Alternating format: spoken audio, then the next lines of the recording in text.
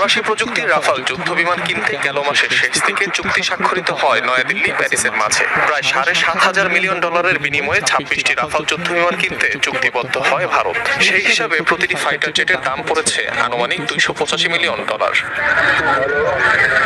পাকিস্তানে হামলা চালাতে গিয়ে বিধ্বস্ত 5 যুদ্ধ বিমানের মধ্যে 3টি রাফাল। বিভিন্ন সামরিক সূত্র আর ফ্রান্সের সাথে হওয়া সেই চুক্তি অনুসারে যার প্রতিটির মূল্য $285 মিলিয়ন কাছাকাছি। সেই হিসেবে মাত্র 25 মিনিটের ব্যবধানে মাটিতে মিশে যায় নয়াদিল্লির অন্তত $864 মিলিয়ন সামরিক সম্পদ।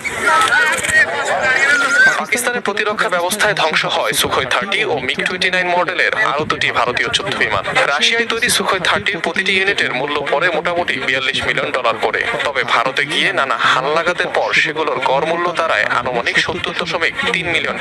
অন্যদিকে ইন্ডিয়ান এয়ারফোর্সের কাছে থাকা প্রতিটি মিগ-29 এর মূল্য প্রায়